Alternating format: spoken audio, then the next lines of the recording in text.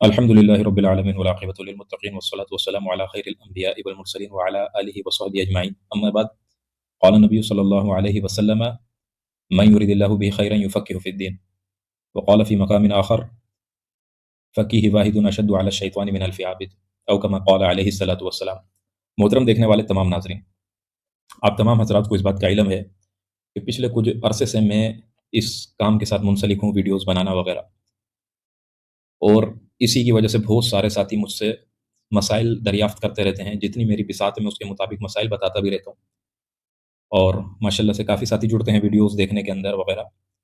تو کافی عرصے سے میں اس بات پر سوچ کر رہا تھا کہ میں کوئی ایک ایسا سلسلہ جاری کروں کہ جس کے اندر میں براہ راست کسی کتاب سے عوام الناس کو مسائل فقہ بیان کروں، کہ جس کے ذریعے سے ان کو علمی فائدہ بھی ہو، فقہی فائدہ بھی ہو، اور میری ذات کو بذات خود بھی فائدہ ہو. تو بہت زیادہ غور و خوض کرنے کے بعد میں نے ایک کتاب کا انتخاب کیا.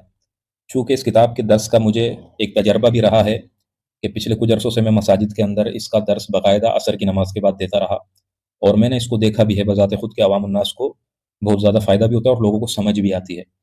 تو میں نے یہ سوچا کہ ہفتہ وار یا پھر 3 دن کے وقفے کے ساتھ میں ایک ویڈیو اپلوڈ کروں کہ جس کے اندر میں باقاعدہ اس کتاب کی عبارت کو پڑھ کے مسائل فقہ بیان کروں اور سمجھاؤں، جیسے کہ ایک استاد شاگرد کو سمجھاتا ہے. اور پھر رسپانس کے اوپر ہوگا کہ جتنا لوگوں کی توجہ ہوگی، جتنا رسپانس ہوگا، اس کے مطابق ہی پھر سلسلہ آگے جاری کیا جائے گا. یہ سلسلہ روزمرہ کے اعتبار سے بھی ہو سکتا ہے، اور ایسا بھی ہو سکتا ہے کہ دن میں 2 بار باقاعدہ 2 وقت اس کو بیان کیا جائے. تو حضرات، میں نے جس کتاب کا انتخاب کیا وہ کتاب ہے نور الاضاء. یہ نور الاضاء یہ جو کتاب ہے، یہ مدارس کے اندر پہلے درجے میں پڑھائی جاتی ہے، اولیٰ کے اندر. اور اگر کچھ لوگ اس سے مناسبت رکھتے ہوں گے، یعنی جن نے خیبر پختونخوا یا بلوچستان میں وقت گزارا ہے، تو آج سے 30-40 سال پہلے علماء جو مساجد کے ائمہ ہوتے تھے، وہ عوام کو یہ باقاعدہ طور پر پڑھایا کرتے تھے سبقاً.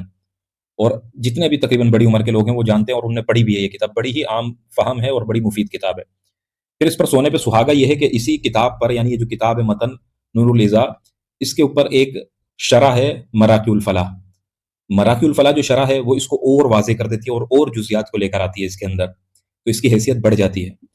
پھر اس کے اوپر ایک اور چیز، یعنی کہ حاشیہ تحتاوی.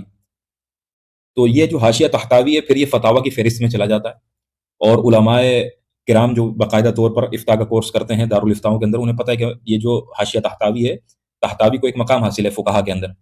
اور یہاں تک کہ عمدۃ المتاخرین حضرت علامہ ابن عابدین شامی رحمۃ اللہ علیہ بھی اپنی کتاب فتاوی شامی میں جگہ جگہ پر ابن عابدین ان کا حضرت تحتاوی رحمۃ اللہ علیہ کے اقوال کو بطور ماخذ کے لیتے ہیں اور اس سے دلائل اخذ کرتے ہیں. تو حضرات، یہ کتاب، اس کا انٹرفیس آپ دیکھ لیں کتاب کو جس طرح ہے. میں آپ کو دکھاتا ہوں یہ کتاب.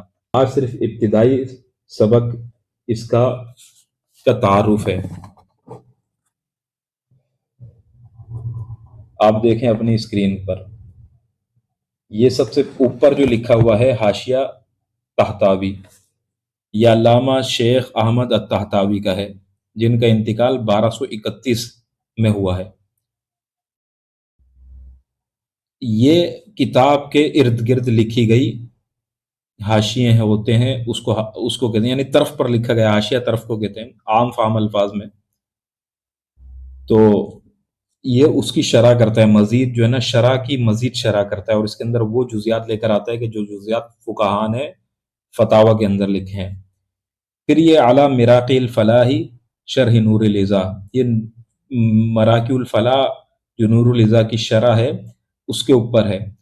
اور یہ مراقی الفلاح جو کتاب ہے، یہ للعلامۃ الجلیل حسن بن عمار بن علی شرم بلالی رحمۃ اللہ علیہ کی ہے، کہ جن کی وفات تقریباً 1069 ہے، 1069 میں جن نے وفات کی ہے. اور یہ جو شرح ہے یہ نور الاضاء کی شرح ہے. اور نور الاضاء جو امام اعظم ابو حنیفہ رحمۃ اللہ علیہ کے مذہب کے مطابق لکھی گئی کتاب ہے،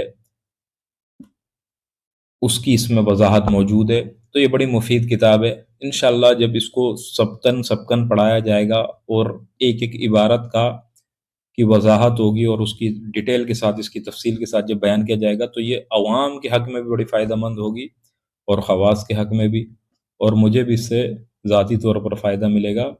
اللہ تبارک و تعالیٰ سے دعا ہے کہ اللہ تبارک و تعالیٰ اس سلسلے کو دوام نصیب فرمائے اور ہمارے لیے اس کو ذخیرہ آخرت بنائے.